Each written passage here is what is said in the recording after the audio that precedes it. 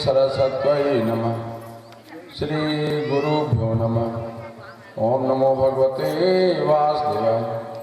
प्रेम से बोलिए सद्गुरु स्वामीनाथ की जय। सनातन धर्म की जय। मुक्तेश्वर भगवान की जय। वृंदावन बिहारी लाल की जय। संपस्थित आत्म जिज्ञासु, कल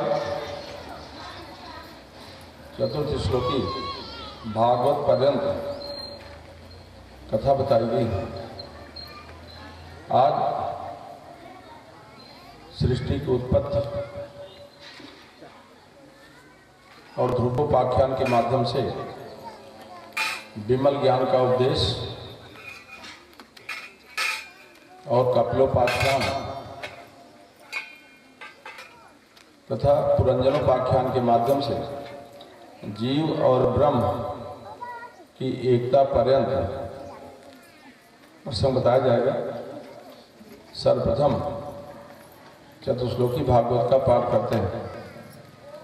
श्री भगवान उवाच ज्ञानम परम गुह्यम मे यद विज्ञान समन्वितम सरहस्यम तदंगम च गृहाणगतं मया यावानां यथा भावो यद रूप गुण कर्मकः तथैव तत्त्वविज्ञानमस्तु ते मदनुग्रहात् अहमेवासमेवाग्रे नान्यद्यस्य सत्परं पश्चादहं यदेतच्च योगशिष्येष्म सोऽस्म्यहम् हरितीर्थं यत् प्रतीयेत न प्रतीयेत्यात्मनि तद्विद्यादात्मनो मायां यथा भासो तथा तमः यथा महान्ति भूतानि भूते कूचाचेष्वन् प्रविष्टानि तथा तेषु न तेष्वहम् एतावदेव जिज्ञासां तज्जिज्ञासुनात्मनः अन्वये व्यतिरेकाभ्यां यत् सर्वदा एतन्मतं समातिष्ठ परमेण समाधिना भवान् कल्पविकल्पेषु न विमुह्यत् करिष्यत्। प्रिय श्री गोपाल कृष्ण भगवान की जय। संपस्थित भागवत प्रेमी सज्जनों, भक्तजनों, जब प्रलय हो गई, प्रलय के पश्चात भगवान नारायण चिरकालीन निद्रा में चले जाते हैं।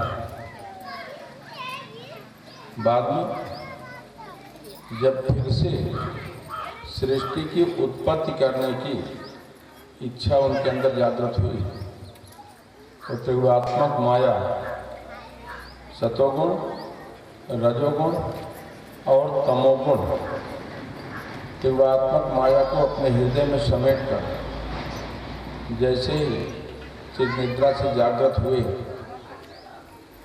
भगवान नारायण के नाभि से एक कमल प्रकट हुआ। उस कमल के ऊपर भगवान ब्रह्मा जी विराजमान थे। ब्रह्मा जी ने जो चारों तरफ आंखें फाड़ फाड़ करके देखा कि आखिर इस कमल का आधार क्या है जिसके ऊपर मैं विराजमान हूँ। जो चारों तरफ वो देखे हैं, इसीलिए ब्रह्मा जी के चार मुख हो गए। बाद में अपना आधार पता करने के लिए कि मेरा उत्पत्तिकर्ता कौन है, जब चारों तरफ जल ही जल है, तो अपना आधार पता करने के लिए वो प्रेम कालीन जल में कूद पड़े और कमल की नाल के सहारे सहारे अथाह जल तक भीतर गए। जब उनको अपने आधार का पता नहीं चला तो घबरा कर आए और कमल के ऊपर विराजमान हो गए। उसी समय आकाशवाणी हुई कि तप, हे ब्रह्मा जी आप तप करो। ब्रह्मा जी तपस्या करने लगे। उसी दौरान एक दिन आश्चर्यजनक घटना घटी कि ब्रह्मा जी का शरीर दो भागों में विभक्त हो गया। उनके बाएं अंग से महारानी शतरूपा और दाहिने अंग से महाराज मनु की उत्पत्ति हुई। यही महाराज मनु और महारानी शतरूपा हमारे सबके पितामह कहलाते हैं, परदादा।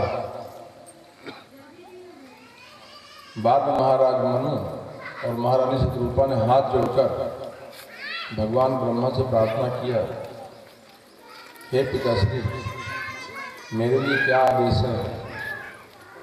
तो भगवान ब्रह्मा ने कहा, जो भगवान नारायण की इच्छा है तुम दोनों सृष्टि का विस्तार करो, अर्थात संतान उत्पन्न करो। तो महाराज मनु ने कहा कि हम लोग संतान तो उत्पन्न करेंगे, लेकिन लोग रहेंगे कहाँ? पृथ्वी प्रलयकालीन जल में समाई हुई है और हिरण्याक्ष नाम का दैत्य उसकी रखवाली करता है। ब्रह्मा जी विचार में डूब जाते हैं। अचानक उनको छींक आ जाती है और उनकी बाएं नासिका से भगवान वाराह नारायण प्रकट हो जाते हैं। प्रेम छोड़िए, वाराह नारायण भगवान की जय। अंगूठे प्रमाण के प्रकट हुए थे भक्तजनों, लेकिन देखते ही देखते उनका विशाल रूप हो गया।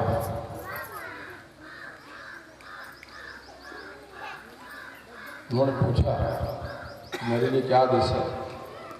भगवान ब्रह्मा ने कहा कि भगवान नारायण की इच्छा है कि सृष्टि का विस्तार करना। पृथ्वी जल में समाई हुई है, लोग रहेंगे कहाँ?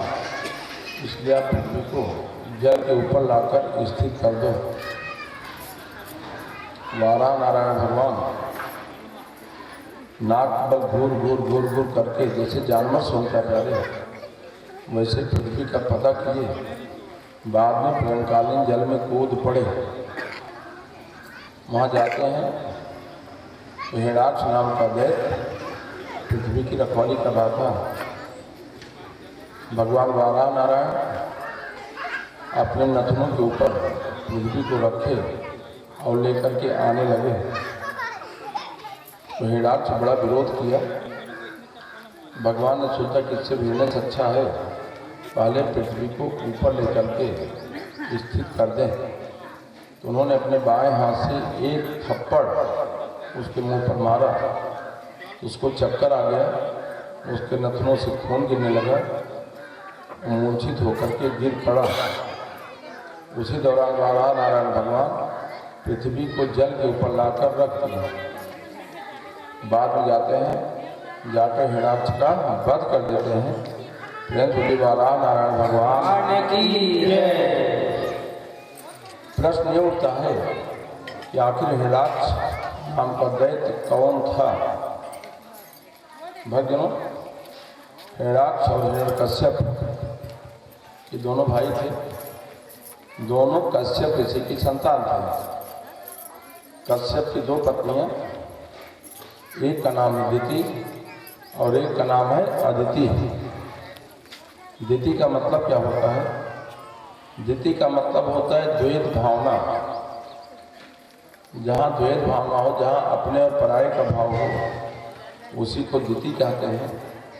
और अदिति, अदिति का मतलब होता है कि नहीं है एक के सिवा और कोई दूसरा। बोले सद्गुरु स्वामीनाथ की जय। सारा चराचर एक ही ईश्वर की संतान है। जिसके अंदर ये भाव होता है उसी को अदिति कहते हैं। दिति की संतान राक्षस लोग हुए और अदिति की संतान देवता लोग हुए। दोनों के पिता एक थे कश्यप ऋषि। किसी समय कश्यप की तपस्या कर रहे थे। दिति पूरे आश्रम को सुंदर ढंग से साफ सुथरा करी और कश्यप जी की बहुत सेवा करी। जब कश्यप जी तपस्या से उठे तो दिति सुंदर श्रृंगार किए हुए, सुंदर वस्त्राभूषण धारण किए हुए, काम के वेग से थर थर कांपती हुई रास्ते में खड़ी हो गई। कश्यप जी ने कहा देवी, तुमने मेरी बहुत सेवा किया है, इसलिए तुमको जो भी वरदान मांगना हो मांग लो। दिति ने कहा, स्वामी मेरा शरीर काम के वेग से थर थर कांप रहा है। मेरे अंदर की जो काम इच्छा है आप उसको पूर्ण करो। कश्यप जी ने कहा देवी, क्योंकि गोधूली बेला है, गोधूली बेला में ऐसे अशुभ कार्य नहीं किए जाते हैं, क्योंकि गोधूली बेला में भगवान शंकर और उनके अनुचर पृथ्वी पर भ्रमण किया करते हैं। इसलिए गोधूली बेला संध्या गायत्री का समय होता है। गोधूली बेला में माताएं अपने घरों में दीपक जलाती हैं। प्रत्येक परिवार को चाहिए, प्रायः छत्तीसगढ़ में होता ही है, लेकिन हमेशा इस बात का ध्यान रखना चाहिए, कहीं जाना आना है तो सूर्यास्त के पहले आदमी अपने घर आ जाए, कारण कि शाम के समय तुलसी में जल, तुलसी को दीपक और अपने घर को दीपक जलाना होता है।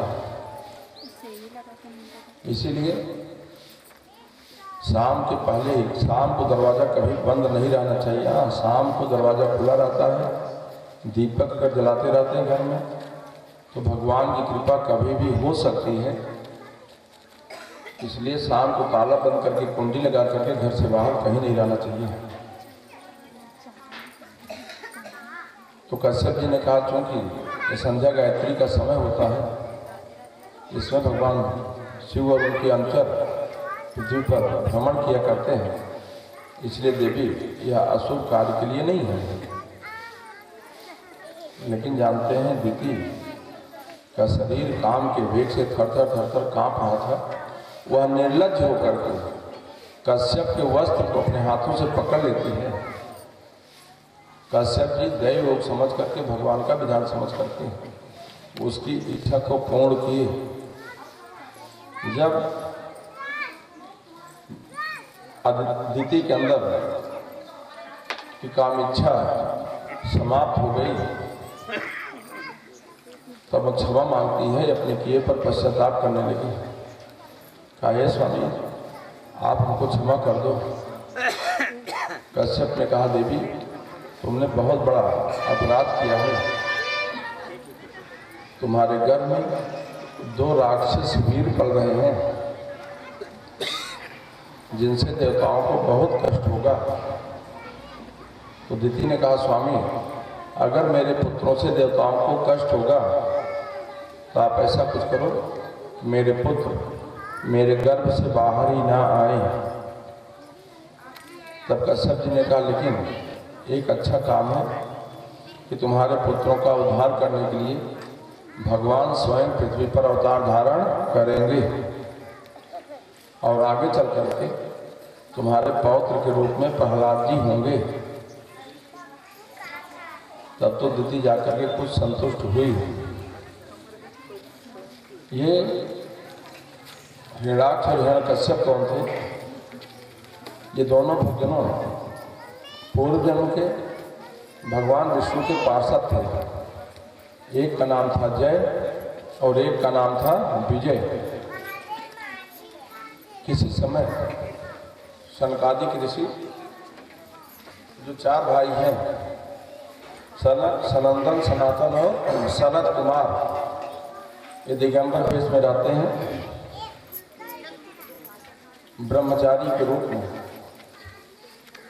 इनकी आवाज गति है, सैकड़ों साल के होने के बावजूद भी हमेशा 5 वर्ष के दिखाई पड़ते हैं। इनकी आवाज गति है, जहाँ चाहे जा सकते हैं, जहाँ चाहे जा सकते हैं। तो सनकादिक ऋषियों के अंदर ये इच्छा हुई, हम चलें और चल करके भगवान विष्णु का दर्शन करें। सनकादिक ऋषि गए वैकुंठ।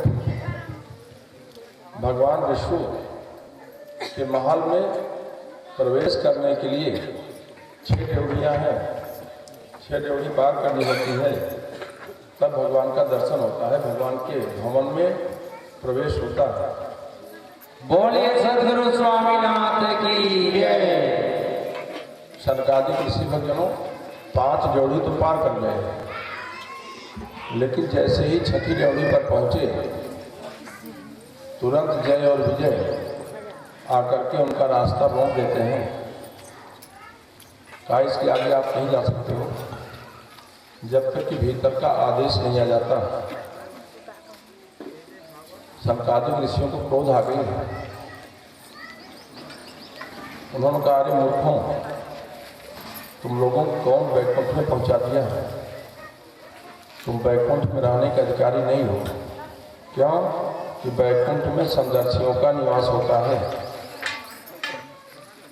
मैं तुमको श्राप देता हूँ कि तुम दोनों राक्षस की योनि में चले जाओ। तुरंत भगवान विष्णु दरवाजे पर आकर खड़े हो गए और मुस्कुरा दिए। सनकादिक ऋषि लोग हाथ जोड़ करके क्षमा मांगा। कहा, प्रभु मुझसे भूल हो गई, मैं अपना दिया गया श्राप वापस लेता हूँ। जानते हैं भगवान विष्णु के महल में प्रवेश सनकादिक लोग क्यों नहीं कर पाए? ये 6 ड्योढ़ी क्या है? भगवान के महल में प्रवेश के लिए 6 ड्योढ़ियाँ बनी हैं। ये 6 ड्योढ़ी वास्तव में एक खड विकार मनुष्य के अंदर का है। काम, क्रोध, लोभ, मोह, मद और मत्सर। तो सनकादिक ऋषि सब पर तो विजय प्राप्त कर लिए थे, लेकिन क्रोध पर विजय नहीं प्राप्त किए थे। जानते क्रोध जो है ना तामस का प्रतीक है। क्रोध वास्तव में मनुष्य को नहीं करना चाहिए। क्रोध पाप का मूल होता है। ज्ञान मार्ग में अगर कहीं कोई अवरोध है तो ज्ञान मार्ग में केवल यही क्रोध अवरोध उत्पन्न करता है।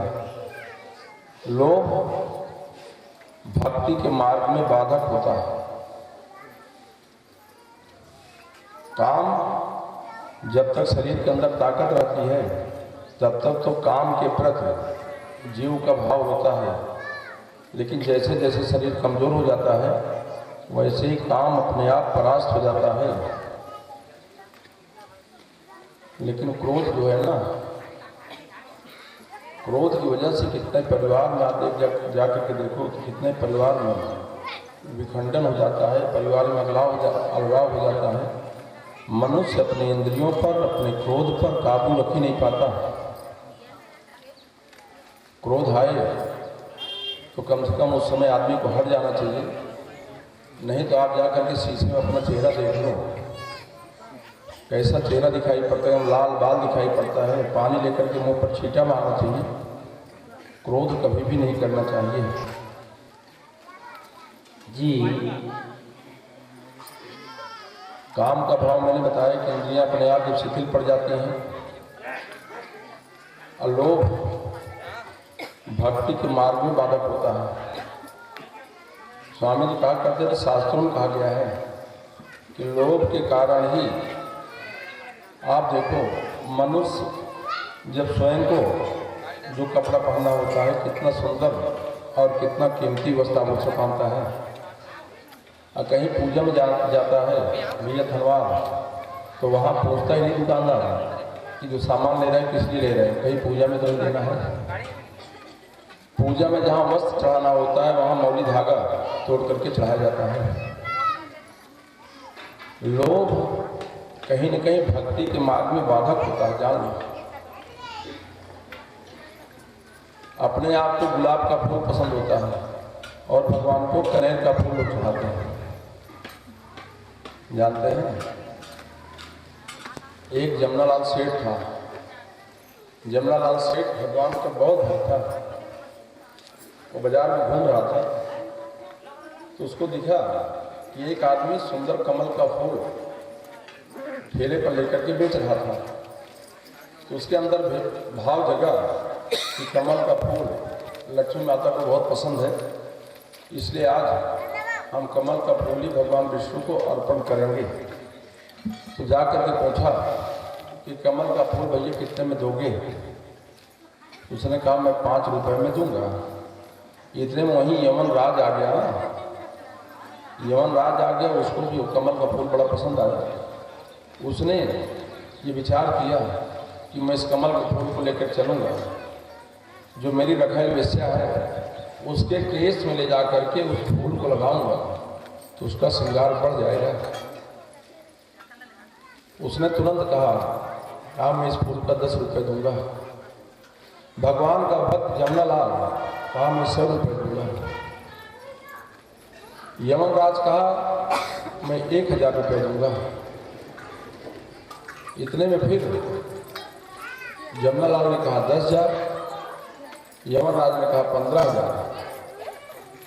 तो भगवान का भक्त जमनालाल था, उसने कहा मैं 1,00,000 रुपये दूंगा, लेकिन मैं कमल का फूल भगवान के सर पर चढ़ाऊंगा। जानते हैं यमराज वहाँ 27 निराश चला गया। क्यों? उसने कहा 1,00,000 रुपये में तो हमको जाने कितनी बेस्या मिल जाएंगी, इस बेस्या का छोड़कर मैं दूसरी बेस्या ले लूँगा, हमको इतना महंगा फूल नहीं चाहिए।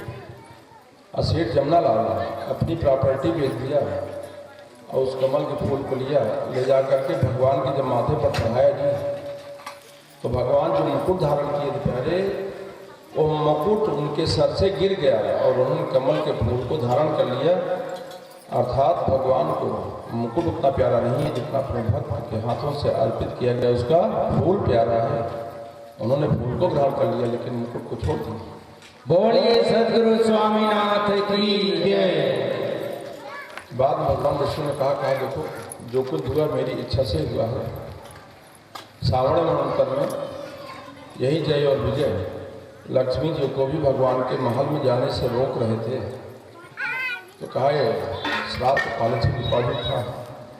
तो जय और विजय ने कहा प्रभु हमको किसी भी योनि में जाने में कोई तकलीफ नहीं है, लेकिन मैं यही प्रार्थना करता हूँ मैं जिस भी योनि में जहाँ भी जाऊँ आपकी भक्ति हमारे हृदय में हमेशा बनी रहे। भगवान ने कहा तुम लोग चिंता मत करो, तुम्हारा उद्धार करने के लिए मैं स्वयं पृथ्वी पर अवतार धारण करूँगा। तुरंत जय और विजय पृथ्वी पर गिर पड़े। वही जय और विजय पहले जन्म में जानते हिरणाक्ष और कश्यप के मुक्त हुए। हिरणाक्ष का वध करने के लिए भगवान का वाराह रूप अवतार हुआ है। वाराह नारायण भगवान की जय। हिरण्यकश्यप का वध करने के लिए भगवान का नरसिंह रूप अवतार हुआ है जी। बाद में यही दोनों त्रेता युग में रावण कुंभकर्ण के रूप में जन्म लिए हैं। इन दोनों का वध करने के लिए भगवान का रामावतार हुआ है। बाद में यही दोनों द्वापर युग में शिशुपाल और दंतवक्र के रूप में जन्म लिए हैं। वहाँ इनका उद्धार करने के लिए भगवान का कृष्णा अवतार हुआ है। सोचो जीव अपने किए गए वादे से मुकर सकता है, लेकिन भगवान अपने भक्त से जो वादा किए थे, वादा 3 बार तो किए थे, लेकिन भगवान 4 बार अवतार धारण किए हैं। एक बार भगवान का वाराह रूप अवतार धारण हुआ, एक बार नरसिंह रूप में, और बाद में राम का अवतार हुआ है। वही बाद में कृष्ण अवतार में आकर के शिशुपाल और दंतवक्र का वध किए हैं। फ्रेंड्स बोली गोपाल कृष्ण भगवान की जय। हिरण्यकश्यप की कथा बाद में बताई जाएगी। इसके पश्चात जानते हैं महाराज मनु के 2 पुत्र और 3 पुत्रियां हैं। पुत्रों में महाराज कामपाद और महाराज प्रिव्रत, और पुत्रियों में आकुति, प्रसूति और देवहूति। देवहूति का विवाह करदम ऋषि से किया। इस प्रसंग को आपको आगे बताते हैं, आप एक सुनिए।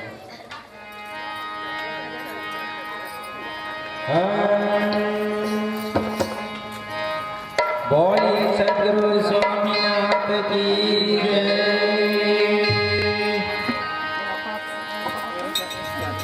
सब कुछ देने आपने भेंट धरो क्या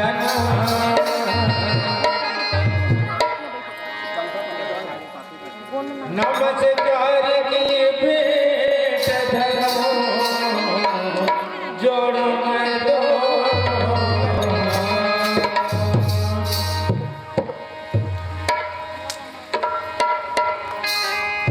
बोले मुक्तेश्वर भगवान की जय। सोना लो चातुर सुजान निगुरे नहीं रहना। सोना लो चातुर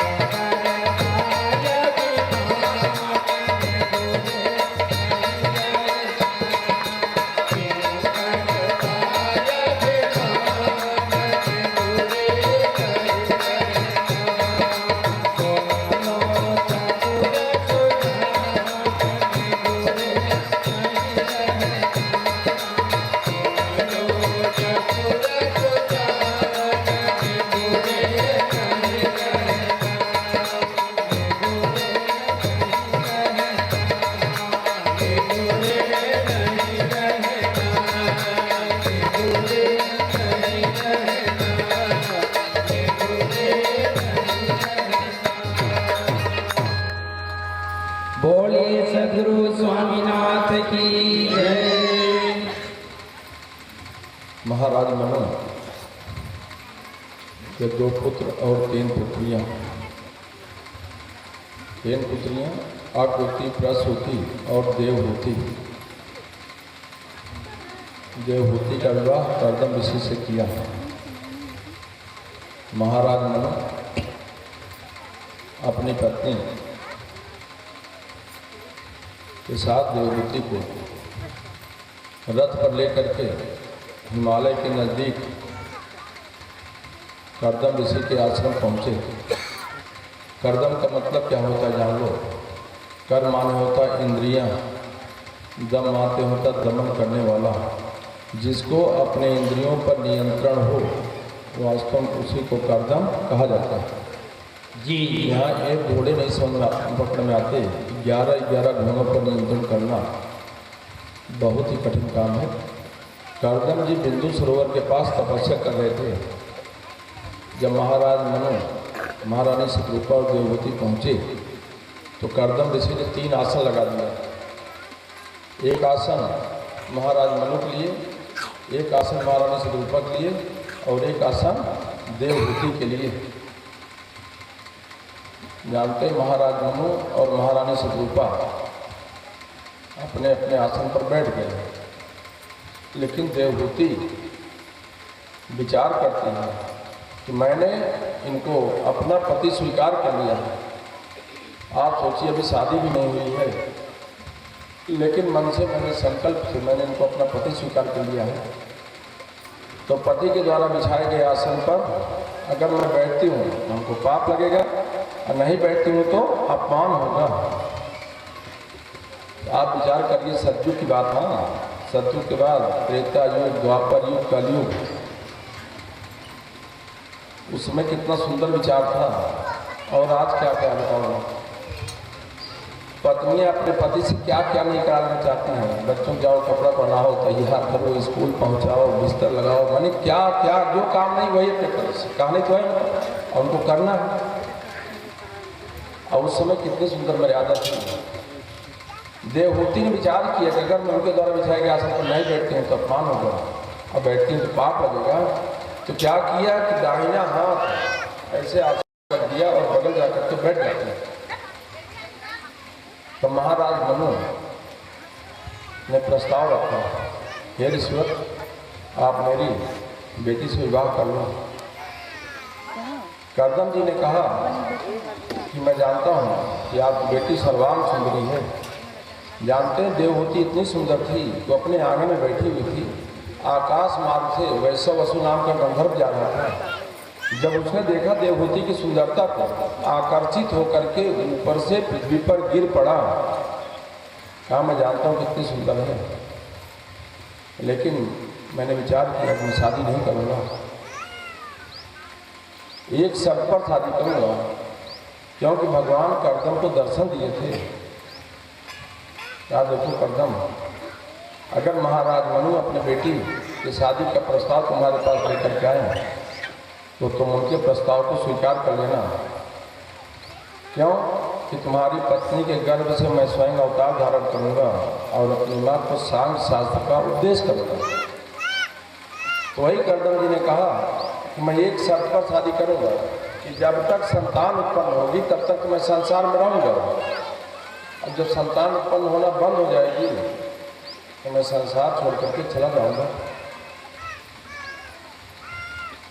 संसार की आसक्ति इतनी जबरदस्त होती है कि अरे लोग इसको छोड़ ही नहीं सकते। छोड़ना बहुत ही कठिन होता है जब तक अपने अंदर सहज रूप से वैराग्य नहीं उत्पन्न हो जाता।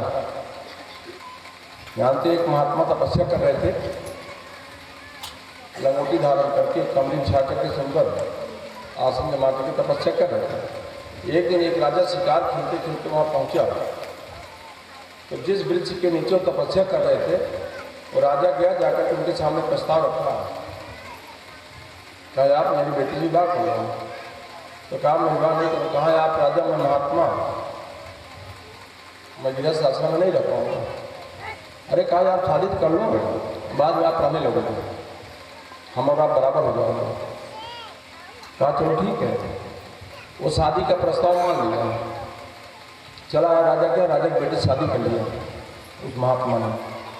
जब शादी कर लिया एक दिन दोनों बैठे हुए थे, तो राजा ने अपने दामाद, उस महात्मा दामाद से कहा आप तो कहा करते थे कि मैं महात्मा और आप राजा, हमें आप में कितना अंतर है। अब तो आप गृहस्थ में आ गए, आप भी राजा हो गए, हम भी राजा, हम तो दोनों बराबर हो गए ना। तो महात्मा कहता है कहाँ राजा साहब हम आप बराबर हो सकते हैं, आपके पास इतना बड़ा राज्य, मेरे पास क्या है। तो राजा ने कहा चलो ठीक है, मैं अपना आधा राज्य तुमको दे देता हूँ। आधा राज्य भी दे दिया। फिर एक दिन बैठे थे, कहा अब तो हम तो बराबर हो गए ना, आधा राज्य तुम्हारे पास, आधा राज्य हमारे पास। तो महात्मा दामाद ने कहा कहाँ राजा साहब कहाँ बराबर हुए हैं, अरे आपके पास कितनी बड़ी तिजोरी है, खजाना है, आप खजाने के मालिक है, मेरे पास क्या है। कहा चलो ठीक है, आधा खजाना भी बांट दिया, आधे खजाने का मालिक दामाद हो गया और आधे खजाने का मालिक स्वयं हो गया। फिर एक दिन बैठे हुए, कहा रोज कहा करते ना अब तो हम तुम बराबर हो गए, हम दोनों राजा हो गए हैं, चलो दोनों शिकार खेल करते हैं। तो दामाद घोड़े पर सवार होकर के, राजा घोड़े पर सवार होकर के जंगल में शिकार खेलने दोनों निकले। शिकार खेलने जा रहे थे, शिकार खेलते खेलते वो महात्मा दामाद जो था प्यारे, उसी पेड़ के नीचे पहुंचा जिस वृक्ष के नीचे बैठकर तपस्या करता है। राजा शिकार खेल रहा है और दामाद घोड़े से उतरा, घोड़ा वहीं बांध देता है और जो राशि पोशाक पहना हुआ था वो राशि पोशाक उतार करके घोड़े के ऊपर रख दिया। अब वहाँ से जाने लगा था तो अपनी लंगोटी और अपना आसन वही पेड़ की डाल पर रखा हुआ था, उस आसन को उतार करके नीचे बिछा लिया और लंगोटी पहन लिया। जब राजा आया तो बैठ करके ध्यान लगाया हुआ था। राजा ने कहा चलो ना, तो शिकार खेल लिए, तो लोग घर चलते हैं।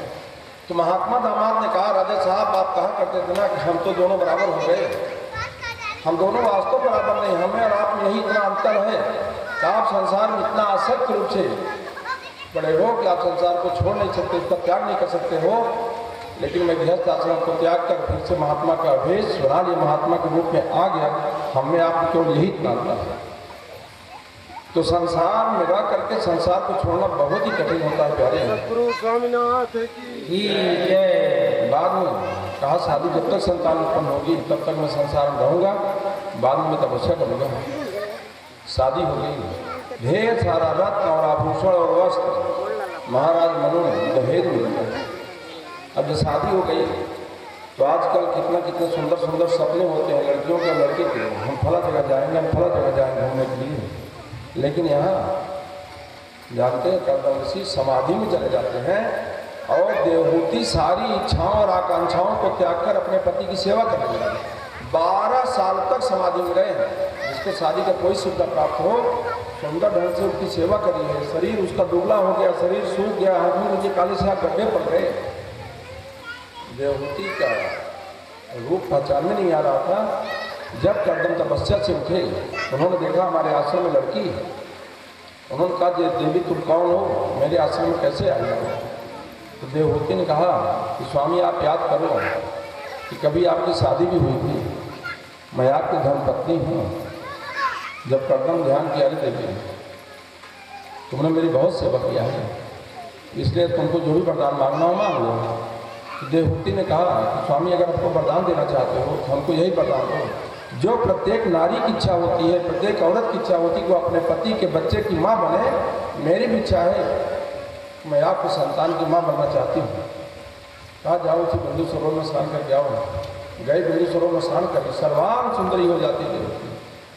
बाद में कर्दम तपस्या के बल पर अपने आप को सुंदर राजकुमार के रूप में बना लेते हैं और अपने तपस्या की सिद्धि से सुंदर विमान की रचना करते हैं जिसमें भौतिक सुख की सारी सामग्री मौजूद है। बोलिए सदगुरु स्वामीनाथ की जय। दोनों उसी विमान पर विहार करते हुए सारे सुख का उपभोग करते हुए उनके 9 कन्याएं उत्पन्न हुई। कर्दम जी ने कहा देवी मैं जा रहा हूँ तपस्या करने के लिए। देवहूति ने हाथ जोड़कर कहा स्वामी आप तपस्या करने चले जाओगे, 9 कन्याएं मेरे पास हैं, इनकी शादी कौन करेगा, इनके लिए वर की तलाश कौन करेगा। बाद में उन्होंने 9 की शादी 9 ऋषियों से कर दिया। बाद में उन दोनों से कपिल नारायण भगवान का जन्म होता है। फ्रेंड्स बोले कपिल नारायण भगवान की जय। तब जा करके कपिल नारायण भगवान एकांत में अपने पिता को दर्शन देते हैं। हे पिताश्री, अब आप तपस्या करने जा सकते हैं। मैं अपनी माँ को शांत सांस का उपदेश दूंगा। वो चले जाते तपस्या करने के लिए, देवहूति को शांत सांस का उपदेश देते हैं। जानते हैं शांत सांस क्या है? भारत में कुल 6 दर्शन हुआ। फट दर्शन, सांख्य दर्शन, योग दर्शन, मीमांसा दर्शन, वैशेषिक दर्शन, न्याय दर्शन, वेदांत दर्शन। 6 दर्शन हुए। वेदांत दर्शन और सांख्य दर्शन में एक विशेषता है कि वेदांत दर्शन और सांख्य दर्शन दोनों ईश्वर को अकर्ता ब्रह्म मानते हैं, ये प्रकृति को कर्ता मानते हैं। जी, अंतर यही इतना है, हमारा वेदांत दर्शन जो है वह चेतन एक मानता है और सांख्य दर्शन चेतन अनेक मानता है, माने जितने शरीर उतने भगवान। लेकिन समानता यही इतनी है कि दोनों भगवान को अकर्ता मानते हैं और प्रकृति को कर्ता मानते हैं। भगवान क्या है जानते हो? अकर्ता ब्रह्म। हम लोग क्या कहते हैं कि जो कुछ करता है भगवान करता है, सब जन्मदाता भगवान है। हम कह तो देते साथ भाव में, लेकिन आप बताओ अगर सब जन्मदाता भगवान है तो भगवान जन्मदाता कौन है? भगवान माता पिता का नाम क्या है? उनके माता पिता का नाम क्या है? वास्तव में अनवस्था दोष आ जाता है। जब भगवान का जन्म नहीं हुआ है तो दूसरे को जन्म देने की तमीज आती कहाँ से उनके पास है? बोलिए सदगुरु स्वामीनाथ की जय। एक तरफ कहते हैं भाई प्रकट कृपाला दीन दयाला भगवान प्रकट हुए हैं। हाँ, निज इच्छा निर्मित तनु माने अपनी इच्छा शरीर धारण किए, अपनी इच्छा से जन्म लिए हैं, अपनी इच्छा से जब तक इच्छा होती रहते हैं, जब चाहते हैं शरीर छोड़ देते हैं। तो जिसका खुद ही जन्म नहीं हुआ प्यारे, वास्तव में दूसरे को जन्म देने को उसको तमीज आएगी कहाँ से? एक आध्यात्म रामायण का प्रसंग आता है। एक बार भगवान राम का दरबार लगा हुआ था। उसी समय हनुमान जी हाथ जोड़कर खड़े हुए। जब हनुमान जी हाथ जोड़कर खड़े हुए तो भगवान राम ने सीता की तरफ देखा, कहा सीते, ये अपना हनुमान आत्म तत्व की जिज्ञासा लेकर के, अर्थात यह मेरे बारे में जानना चाहता है कि मैं कौन हूँ। तो भगवान राम को बताने के लिए ना माता सीता खड़ी हुई। माता सीता ने कहा, मानी सर्वजन जनों, आप राम के बारे में जानना चाहते हो तो सुनिए कि रामं वेद्य परब्रह्म सच्चिदानंदम् अद्वयम् सर्वोपाधि विनिर्मुक्त सत्तामात्रं गोचरम् आनंद निर्मलम निर्विकारम निरंजनम। रामम वेद्य परब्रह्म, भगवान राम क्या है? परब्रह्म परमात्मा है। रामम वेद्य परम ब्रह्म सच्चिदानंद मध्य, भगवान राम क्या है? सच्चिद आनंद स्वरूप है जी। लेकिन सर्वोपाधि विनिर्मुक्त, भगवान राम सारी उपाधियों से रहित है। कोई उपाधि अपने ऊपर धारण नहीं करते। उपाधि माने सम्मान। उपाधि कौन धारण करता है? जीव। उपाधि कौन धारण करता है? मनुष्य। मनुष्य हमेशा सम्मान की अपेक्षा करता है। लेकिन भगवान क्या है? भगवान सम्मान दो तो भी सब भगवान, असम्मान नहीं दो तो भी भगवान। भगवान का मतलब होता है भगवान, जिसको सब भगवान के वास्तव में वही भगवान है। ऐसा नहीं कि मेरा भगवान तुम्हारा भगवान कोई अलग अलग नहीं जी। सत्ता मात्र अगोचर, भगवान राम न कहीं आते हैं न कहीं जाते हैं, न कुछ करते हैं। तो क्या है अगोचर? अगोचर मतलब जानते हो, इंद्रियों से परे, माया रहित। कि गो गोचर जहाँ लगी मन जाए, गो गोचर जहाँ लगी मन जाई, गो गोचर जहाँ लगी मन जाए, गो गोचर जहाँ लगी मन जाई, सो तुम माया जानहु भाई, सो तुम माया जानहु भाई। गो गोचर, गो माने होता है इंद्रियां, गोचर माने होता है विषय, अर्थात इंद्रिया जिसको खाती है, इंद्रियों का चारा, चरागाह जिसे कहते हैं, जिसको पशु चरते हैं। कहते हैं जहाँ तक इंद्रियां और इंद्रियों का विषय जाता है तो सब क्या है? वही माया है। माया का मतलब माया का उल्टा कर रहे हैं। तो क्या हो जाता है? या माँ, या माने होता है जो, माँ माने होता है नहीं। जो नहीं है और नहीं होने के बावजूद भी दिखाई पड़ता है, वही क्या है? माया। बोले सदगुरु स्वामीनाथ की जय। वही माया है। जानते हैं, एक बार सुदामा जी ने भगवान कृष्ण से कहा प्रभु आप अपनी माया का हमको दर्शन करा दो। तो भगवान कृष्ण ने कहा चलो कभी करा देंगे। कहा नहीं, आप करा दो। कहा ठीक है चलो। बढ़िया कपड़ा वपड़ा लिए नदी तीर गए। नदी तीर कपड़ा रख देते हैं और दोनों नदी में डुबकी लगाने के लिए घुसे। दोनों डुबकी लगाया, नाक कान दबाए, डुबकी लगाया। अब भगवान कृष्ण डुबकी लगा करके पीताम्बर बांध रहे हैं। यहाँ सुदामा जी जैसे डुबकी लगाए तैसे सुदामा जी क्या देखते हैं कि नदी में बहुत बड़ा पुल आ गया और सुदामा जी नदी में बहते चले जा रहे हैं। एक जगह नदी का किनारा मिला तो वहाँ जब निकले तो देखते हैं ना विशाल जनसमूह वहाँ खड़ा हुआ था और हाथी फूलों का हार निकल पड़ा था। जैसे गए सुदामा जी गले में फूलों का हार डाल दिया। तो सुदामा ने पूछा कि ये क्या है? तो लोगों ने कहा कि हमारे नगर का यह नियम है कि जब हमारे यहाँ का राजा मर जाता है तो हाथी जिसके गले में फूलों का हार डाल देता है वही हमारे नगर का राजा हो जाता है। जी। पराए नगर में आप जाइए, कोई राजा बना दे, पंचू कितना अच्छा होगा, राजा खरपत। तो सुदामा खुश हो गए। अब राजा हो गए, सिंहासन पा गए, राज्य करने लगे। उनकी शादी हो गई, रानी भी आ गई, 2-4 बच्चे भी पैदा हो गए। बाद में एक दिन रानी मर गई। सुदामा जी उसी के पास बैठ करके विलाप कर रहे थे, रो रहे थे। मैंने संसार में देखा, संसार कोई सुख नहीं पाया, मेरी पत्नी मर गई है। विलाप ही कर रहे थे। उसी समय राजा के सैनिक आए और राजा के सैनिक आते 2 बंदूक लेकर के दोनों तरफ कान कर लगा दिए। कहा उठो। कहा क्या है? कहा हमारे नगर का नियम है कि जब राजा की रानी मर जाती है तो राजा को भी रानी के साथ चिता में जलाया जाता है। जी। तब सुदामा को होश आती है। सुदामा जी ने कहा ये आपके नगर का नियम है ना, लेकिन मैं आपके नगर का रहने वाला नहीं हूँ। राजा बनने का हुआ तब तो नगर के हो गए और जब मरने की बारी आई तब उनको होश आती मैं इस नगर का रहने वाला हूँ, मैं तो बाहर जाने वाला हूँ। कहा नहीं जल्दी करो, अब तो मरना पड़ेगा। तो सुदामा ने सोचा कब तो मर ही जाऊँगा। कहा मुझे संसार कोई सुख नहीं देखा, अभी तक कुछ पाया नहीं, कुछ देखा नहीं। कहा नहीं चलो मरना तो होगा। कहा ठीक है, जब मर ही जाना है भगवान का भजन नहीं होगा मरने के बाद, एक बार नहा लेते हैं, कागज बैठकर भगवान का भजन करते फिर मार देते हैं।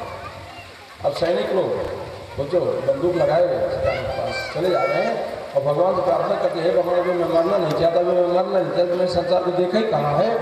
गए न जब डुबकी लगाने के लिए कहा भगवान मैं मरना नहीं, ऐसे डुबकी लगा। जब उठे ना तो देखते हैं भगवान कृष्ण पीताम्बर वहाँ रहे हैं। भगवान कृष्ण ऐसे मुस्कुराए देख करके। कहा सुदामा मैं अपनी माया का दर्शन कराऊँ क्या तुमको? सुदामा ने हाथ जोड़ के कहा है मैं आपको माया का दर्शन करना नहीं चाहता हूँ। इतनी देर में तो क्या से क्या मेरी दशा हो गई, मैं आपको माया का दर्शन करना ही नहीं चाहता।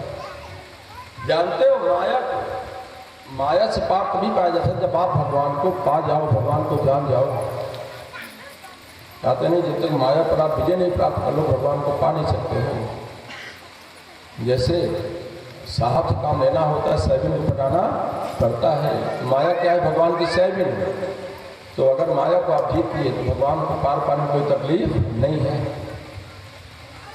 तो कहा राम विधि परब्रह्म सज्जनन, भगवान राम अकर्ता ब्रह्म है, कुछ करते नहीं, क्या न आते कहीं जाते हैं, जो कुछ करती हूँ मूल प्रकृति सीता माया मैं करता।